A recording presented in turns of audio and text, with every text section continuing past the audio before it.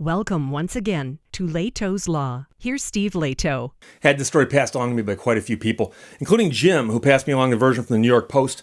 But it was widely reported starting yesterday that the U.S. seeks to tighten rules covering service animals on planes.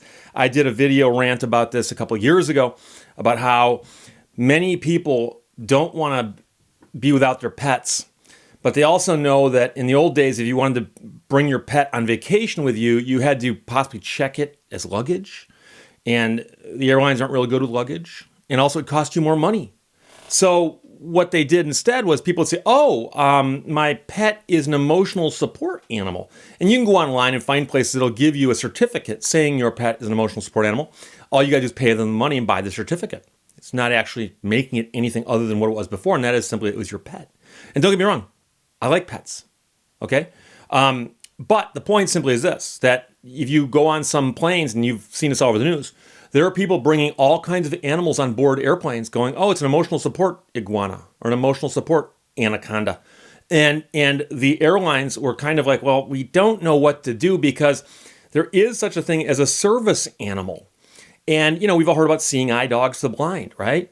So if you see somebody who's got a seeing eye dog, you can't say, hey, you can't bring that dog in the store. Of course you've got to let the dog in the store because that person needs it to go about their daily life.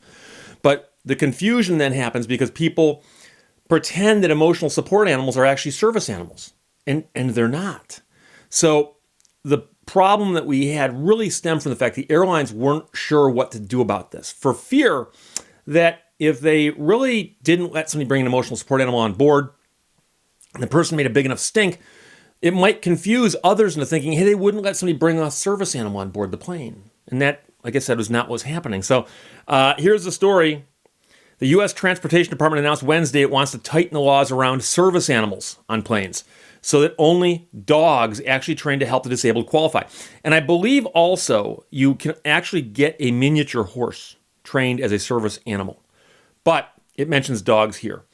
The days of Noah's Ark in the air are hopefully coming to an end, said Sarah Nelson, president of the Association of Flight Attendants, adding that untrained animals have injured some members of her group. That is, other flight attendants have been injured by emotional support animals.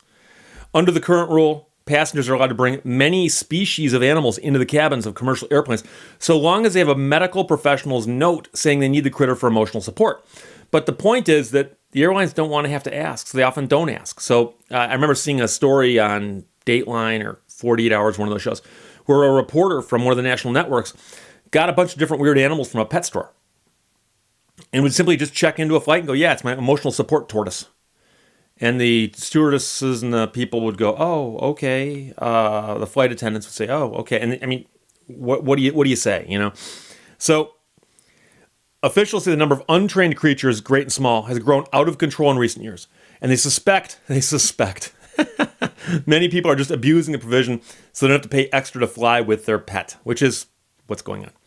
Passengers have attempted to fly with many different unusual species of animals, such as peacocks, ducks, turkeys, pigs, iguanas, you thought I was joking, and various other types of animals as emotional support or service animals, causing confusion for airline employees and additional scrutiny for service animal users, the department writes in its explanation of the proposed crackdown. And I've had people tell me, they say, Steve, I have a legitimate emotional support animal. I've been diagnosed with, PTSD or whatever, and I need my animal for that purpose. And to you, I say, good. I'm glad that you found something that works for you. You aren't the problem. The problem is the idiot, and quite often it's the same person who puts their dog in a baby stroller and brings it into the store. Because the store's got a thing that says no animals. Well, if they put it in a baby stroller, though, isn't that making it okay? I mean, so again, the people who abuse the rules are hurting the people who need the rules. Airlines have expressed concern that the significant increase in the number of service animals traveling on aircraft may be the result of an increase in emotional support animals or passengers falsely claiming that their pets are emotional support animals.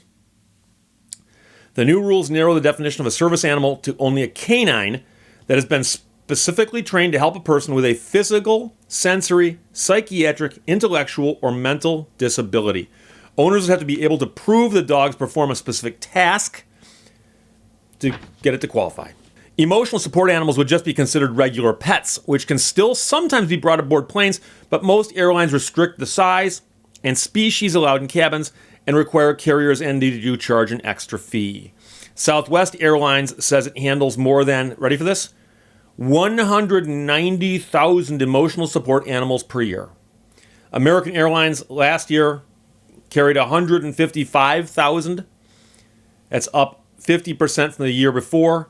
United Airlines reported carrying 76,000 in the last year they kept records, or have complete records for. Disability rights advocates cheered the proposed change. That's my point.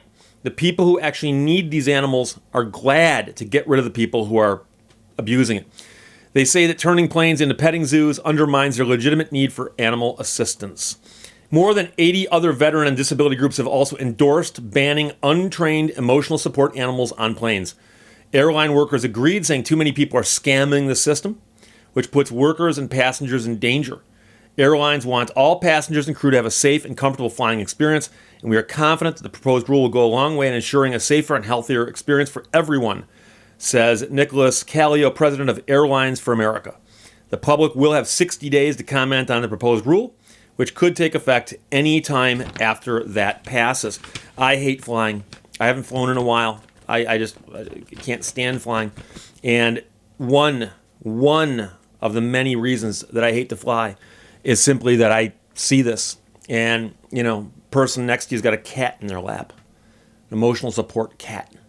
I'm allergic to cats. And I don't want to complain about my allergies, which are actually a real thing, because this person next to me thinks that they have a need to travel with the cat in their lap as an emotional support cat. There's no such thing. As you know, that cat would eat your face off if it could. Cats don't like people. Cats tolerate people. But that's another story altogether. It's kind of like the handicapped placards you can get for your car, right? There are handicapped spaces in parking lots, and people who've got handicapped placards put the placard in the car and they can park there. That's great. I knew a guy whose wife had a handicapped placard, and he was not handicapped. And whenever he was in a hurry, he would grab that placard and park in a handicapped spot. And every now and then, when you see somebody who parks a car and they don't look handicapped, I understand some handicaps can't be seen. But I assure you that the man I'm talking about would get out of his car and walk into court or wherever he was going. People would wonder, and they look and they go, he doesn't look handicapped. No, his wife is handicapped. He's just using the placard to get a better parking space. And people like that mess the system up, okay? So if there is something that someone gets to do and you don't get to do it because you're not handicapped or whatever it is that you need to do, don't pretend to be like that. You don't need to, okay? That's because we all knew it was going to get to this. I'm surprised it took this long. I'm going to look, but I think I did my video more than a year ago. I think it was 2 years ago that I did the video where I was saying this is getting out of control. What's up with this? Why is nothing being done about this? And I suspect that the airlines, as an industry, finally got together and said, look, we've got to get the government involved because the government, the FAA, oversees what happens in the skies overhead. And I suspect that they said, hey, let's get them involved because this is not safe. Another example I can give you is not long ago, there was an airplane crash landing in San Francisco, I think it was, where that plane came in and it actually bounced and hit the front of the runway and skidded to a halt on the tarmac. And a lot of footage was shot of that as it happened. And people were being evacuated out of the plane because of an emergency. And some people noticed that as you watched the footage, there were people exiting the plane who had all their luggage. Now, they were told, well, they knew there was just a crash landing, but they were told to evacuate the plane as quickly as possible. And there were people opening up the overhead bins, getting out their luggage. I don't want to leave my luggage on board this plane because my luggage might die. But you understand that if the plane were to burst into flames and somebody got killed, because you were delaying the evacuation of the plane to save your luggage, you may have just killed a bunch of people behind you to save your luggage. And I don't get to see the people arrested I'd like to see arrested in everyday life. I often see situations like that and go, I wish they could identify the people who got their luggage off that plane when they shouldn't have and arrest them all for endangering the lives of the people behind them. Okay? So people do stupid stuff. For some odd reason, they do stupider stuff when they're on board airplanes or at airports. And this is good they're doing this. This is a huge step in the right direction.